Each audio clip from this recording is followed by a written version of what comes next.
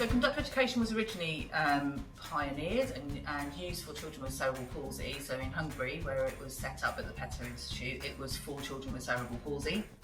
It works brilliantly for children with cerebral palsy. However, we use it effectively with any child with a motor delay or a motor disorder. So we have children with syndromes, we have children with spina bifida, we have lots of children with cerebral palsy. We have children that haven't got a diagnosis at the moment, but there is a delay in their motor. So that might be gross motor mobility, or it might even be fine motor, or a combination of the both. But it is for children with a motor delay or disorder. So conductive education is an educational approach. So it is a belief that every child can learn, no matter where they start and what their challenges are. Conductive education believes that given the right structure of programme, and it's fun as well, it has to be fun, but the right structure of programme, every child will be able to learn new things and will be able to become active. An active learner will hopefully make steps towards independence and will get to the point where they're fulfilling their potential. So it depends on the children and where they're at and the challenges and needs.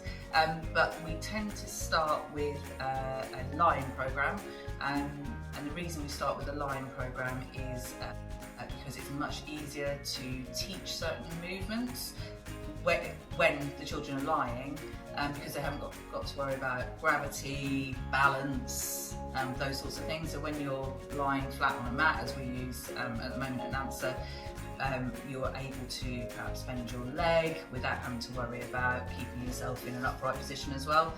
So it's a really good, the line programme is always the starting point, so that's a really good way of teaching all the different ways to move your body in preparation then for sitting, which then comes next. So we would then do things like balancing and sitting, learning how to keep yourself safe in a sitting position, which is really important for perhaps going to school or nursery environment.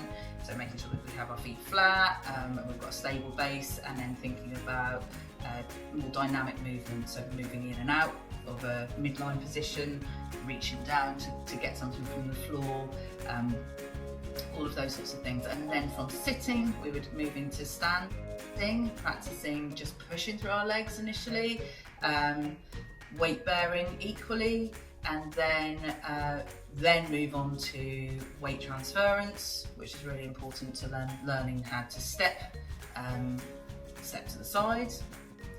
But then after that, we would then usually sit down all around the plinth or the table, at which point we would then think about using more fine motor skills. So we would be preparing our hands, using action songs, different tasks to try and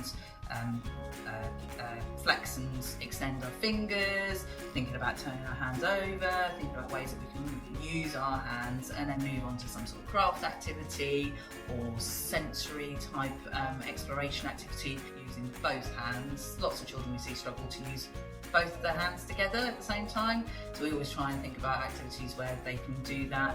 And alongside that, they would also have snack time, which in one way is going to recharge them, give them more energy, but in another way it's another opportunity to teach them how to use cutlery, different utensils, how to use a two-handled cup or even a cup with no handles, an open cup.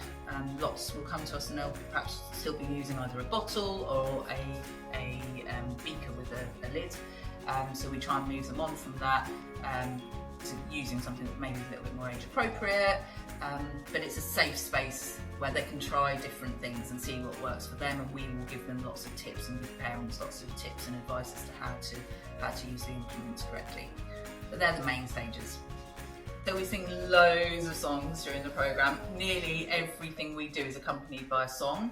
1, 2, 3, 4, 5, one side quarter. And we try and keep to a certain rhythm as well within the song. So sometimes we'll sing the same song, but in different programmes we'll sing it at a different rhythm. Go, because it bit my finger so.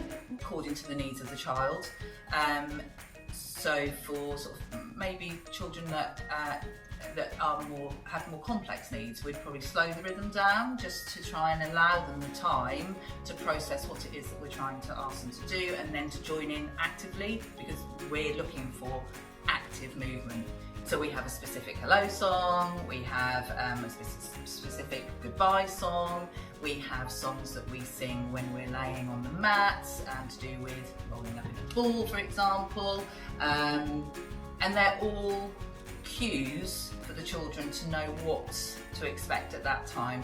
So the children soon learn that at this time in the programme we sing this song, and when we sing this song we do these actions, and they are then able to use their own neural processes, activate their own neural processes in order to move and to be an active participant within the programme. We can see children from 0 up to school age. Realistically, probably it's around 6 months to a year that we start to see children. But yeah, certainly from fairly early on in their journey, we can see children, and up to the point at which they leave to go to school.